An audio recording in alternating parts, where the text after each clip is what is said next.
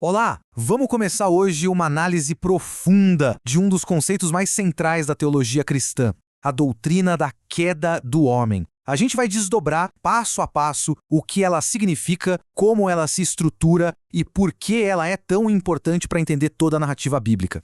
Para a gente entender bem esse assunto, nosso roteiro vai ter 5 partes. A gente começa lá no estado original da humanidade, depois passa pela primeira transgressão, vê as consequências que vieram logo em seguida e, por fim, entende como essa realidade, segundo a doutrina, continua a nos afetar até hoje. Então a pergunta é: como a humanidade caiu? Para a gente entender a queda, primeiro a gente precisa ter uma imagem bem clara do ponto de partida, né? De onde se caiu. Vamos dar uma olhada nesse estado original do ser humano, como ele é descrito na doutrina.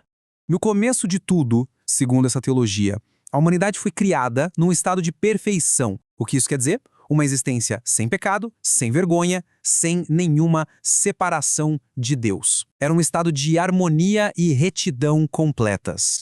E nesse estado perfeito, foi dado um único mandamento, uma regra só, como a gente vê aqui nessa passagem de Gênesis. Esse mandamento funcionava na prática como um teste de obediência. Ele estabelecia as regras do jogo, sabe? A escolha era clara. Obediência significava vida, desobediência, morte. E aqui os termos ficam ainda mais diretos. Era um pacto. A humanidade tinha a liberdade de escolher, mas essa liberdade vinha com uma responsabilidade imensa. As consequências dessa escolha eram literalmente uma questão de vida ou morte. Bom, se os termos eram tão claros, como é que tudo deu errado? Vamos agora para o momento crucial da história. A primeira transgressão. Um ato deliberado de desobediência que mudou o rumo de absolutamente tudo. A fonte descreve uma cadeia de eventos bem específica. Primeiro, a serpente engana Eva. Depois, Eva convence Adão. E o ponto mais importante aqui é o passo 3. Adão escolhe desobedecer por vontade própria. Ele não foi forçado. Isso ressalta que a transgressão foi um ato totalmente voluntário. E aqui a gente vê a consequência psicológica imediata, que é algo tão humano, né? A transferência da culpa. Adão aponta para Eva e Eva aponta para a serpente. É uma dinâmica bem conhecida, mas no fim, os dois admitem o que fizeram. A transgressão aconteceu. Aquele único ato de desobediência foi como uma pedra jogada num lago. As ondas se espalharam e afetaram tudo. A queda não foi um evento pequeno e isolado, foi uma mudança catastrófica. Vamos ver quais foram essas consequências imediatas.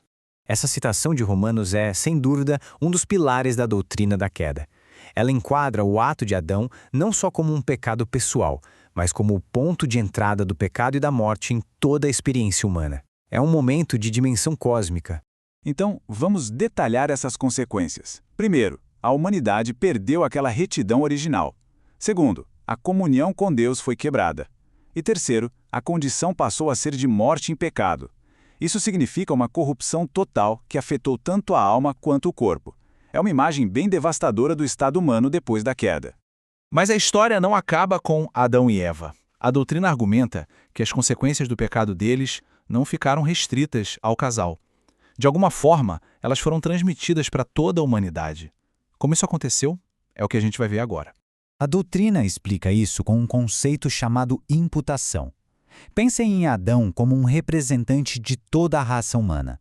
Quando ele pecou, a culpa desse pecado foi, por assim dizer, atribuída ou imputada a todos os seus descendentes. É por isso que a queda é vista como um problema universal. E como resultado, a doutrina afirma que todos nós já nascemos nesse estado caído. Nascemos em pecado, somos por natureza filhos da ira, escravos do pecado e sujeitos à morte. É um diagnóstico bem sóbrio da condição humana. Mas no meio desse diagnóstico todo, a doutrina oferece um vislumbre de esperança. As Escrituras fazem um contraste muito poderoso entre Adão, que trouxe o pecado, e Cristo, que traz a justiça. Onde um trouxe a condenação, o outro traz a vida. Essa é a grande virada na história.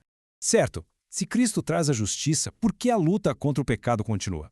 Nossa última parte explora exatamente essa questão, examinando como o pecado herdado se manifesta nas nossas vidas mesmo depois da redenção.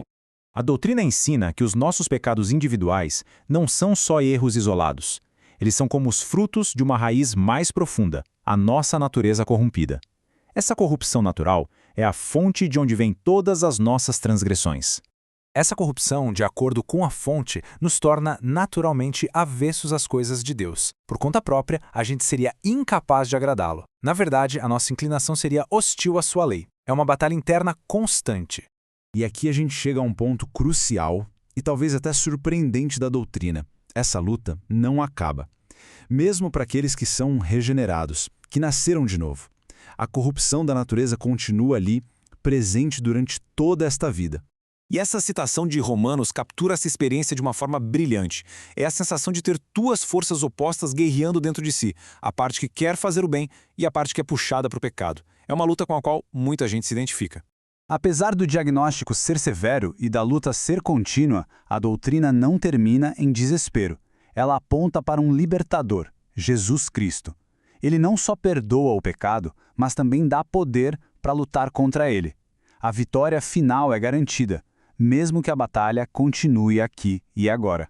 Isso nos deixa com a pergunta central que essa doutrina toda levanta. Se a corrupção continua sendo uma luta para a vida toda, como alguém pode ser livre de verdade? A resposta, segundo a teologia cristã, não está na nossa própria força, mas numa libertação que vem de fora. Uma libertação que é tanto um presente quanto uma promessa.